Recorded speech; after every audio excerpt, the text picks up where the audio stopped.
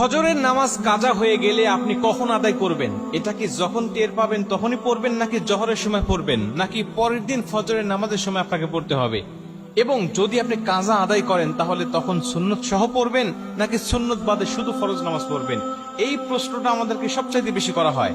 আমরা জানি পবিত্র কোরআন সূরা নিসার 103 নম্বর আয়াতের শেষের অংশে আল্লাহ পাক বলছেন, ইন্নাস সালাতা কানাত আলাল মুমিনিনা কিতাবাম মাওকুতা।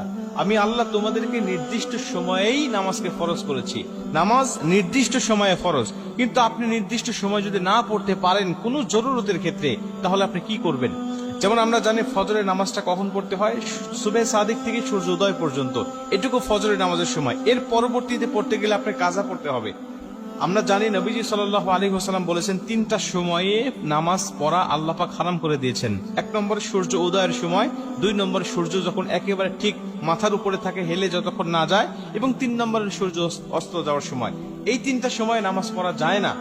এবং রাসূল সাল্লাল্লাহু আলাইহি ওয়াসাল্লাম বলে দিয়েছেন যে যদি ঘুমের কারণে অথবা যে কোনো বেখিয়ালি হয়ে যদি নামাজটা তোমার ছুটে যায়, নামাজটা যদি জাস্ট টাইমে না পড়তে পারো, তাহলে যখন তোমার স্মরণ হবে ঠিক তখনই তুমি নামাজটা আদায় করে নেবে।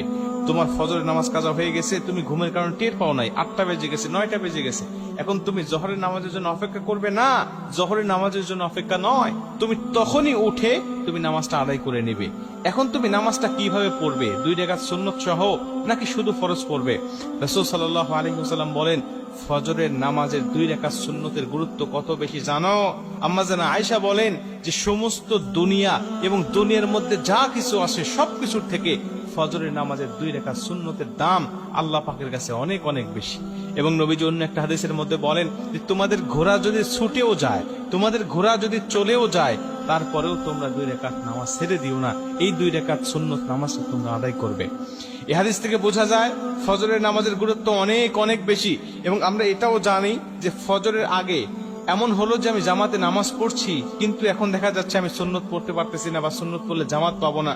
তখন আপনি কি করবেন? তখন আপনি ফজরের নামাজটা আদায় করবেন, কিন্তু সুন্নতটা কিন্তু পরবর্তীতে আপনি পড়তে পারবেন না, বা আপনার জন্য মাফ হয়ে যায় নাই। আপনি সূর্য উদয়ের পরে যখন হলুদ আভাটা কেটে যাবে, আপনি তখন কিন্তু সুন্নত 2 রাকাত আপনাকে আদায় করতে হবে।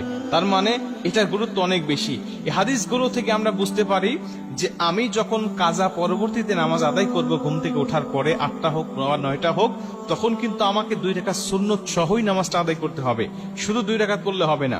কিন্তু যদি এমন হয় যে আপনি জোহরের আগে আর পড়তেই পারলেন না, জোহরের পরে আপনি এই ফজরের নামাজটা আপনি কাজা তুলতে হচ্ছে যে কোনো কারণে, তাহলে জোহরের পরে যদি হয়ে যায় তখন আর আপনার এই 2 রাকাত সুন্নত পড়তে হবে না। এই 2 রাকাত সুন্নত তখন আর আপনাকে কাজা আদায় করতে হবে না। কিন্তু জোহরের আগে যদি হয় তাহলে আপনাকে অবশ্যই পড়তে হবে। প্রিয় ভাইরা আমার, এটা কিন্তু জরুরতের ক্ষেত্রে 2-1 দিন হতে পারে এমন, কিন্তু কন্টিনিউ কিন্তু করা যাবে না। এমন হতে হবে না যে প্রতিদিন আপনার ফজরের নামাজটা কাজা হয়ে যায়, প্রতিদিন রেগুলার আপনি 8টা-9টার সময় ওঠেন, তাইলে কিন্তু আল্লাহ আপনার উপর নারাজ হয়ে যাবে, রাগান্বিত হয়ে যাবে। হঠাৎ 1 দিন 2 দিন আপনি উঠতে পারেন নাই, ঘুমের কারণে বা বেখিয়াল বশত কারণে আপনি উঠতে পারেন না, বা নামাজ জাস্ট টাইমে পড়তে পারেন নাই, তখন এই সমস্ত মাসালা আপনার জন্য হবে। কিন্তু রেগুলার যদি আপনি নামাজ কাজা করেন, তাইলে কিন্তু আল্লাহ আপনার উপর নারাজ হয়ে যাবে।